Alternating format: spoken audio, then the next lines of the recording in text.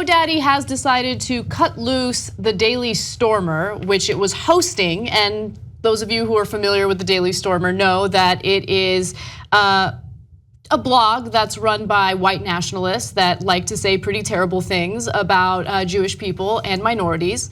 And so after the murder of Heather Heyer, Daily Stormer decided to publish a pretty disgusting blog post.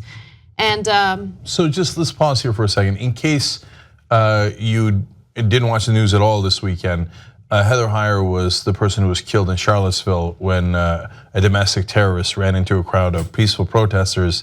19 were injured and Heather was killed.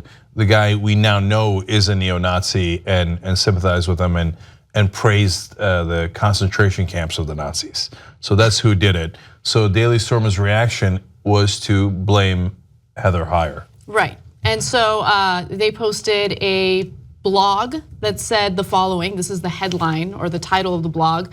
Heather Heyer, woman killed in road rage incident, was a fat, childless 32-year-old slut. Finally, GoDaddy had enough of this and they decided to drop the Daily Stormer.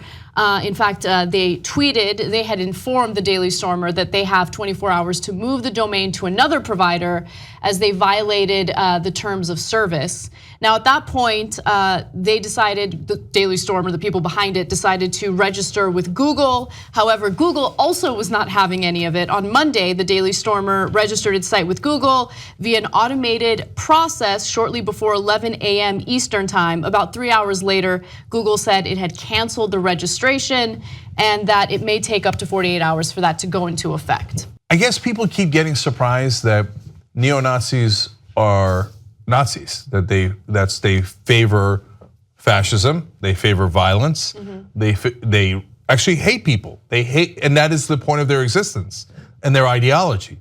So since the president and his chief strategist are catering to the alt-right, there's an attempt, and there has been this entire time, to try to create some sort of false equivalency, as Trump did after the murder of Heather Heyer by saying many sides do it. Right. No, there was one clear side who did it. And even the press, who's been pretty tough on Trump, have this gut instinct that, well, I mean, calling somebody a neo-Nazi is pretty harsh. No, the site is named after a Nazi propaganda publication, literally. And if you go to the site, they tell you how the Jews run things and the Jews are the worst and blacks are the worst and gays are the worst. And say they're neo-Nazis. So I'm a little annoyed that it's taken this long for people to acknowledge the most obvious thing in the world. Right. The Daily Stormer is a pro-Nazi website.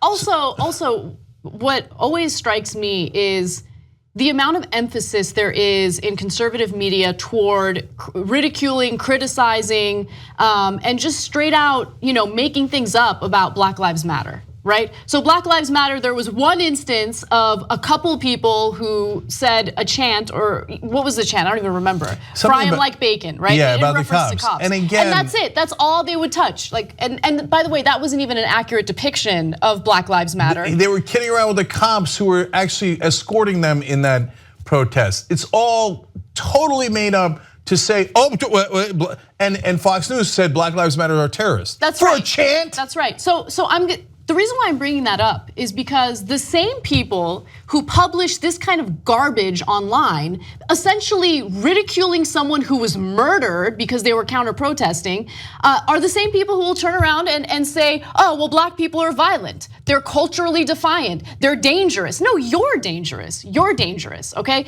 People who make excuses for an individual who literally ran into a group of counter-protesters, those are the dangerous people, okay? I don't think violence should be used by anyone on any side, but to make these false equivalencies between neo-Nazis and Black Lives Matter is absolutely ridiculous, and they know it. They know it. It's grotesque to even have the conversation. But look, you can say, hey, freedom of speech, you got a right to be a Nazi. Congratulations, go enjoy your right to be a Nazi.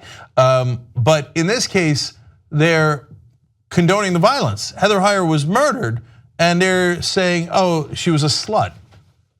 What on God's green earth? So, well, it gives you a sense of what they think about women as well. I mean, let alone everything else. Yeah. And so you've crossed into a different area where you are clearly, obviously condoning the violence. So you can argue about what GoDaddy should have done or Google should or should not do. Have at it, Hoss. You want to die on that hill of defending the right of neo-Nazis to condone violence? That's your choice. Help us build independent media. Become a member of the Young Turks. TYTnetwork.com/join.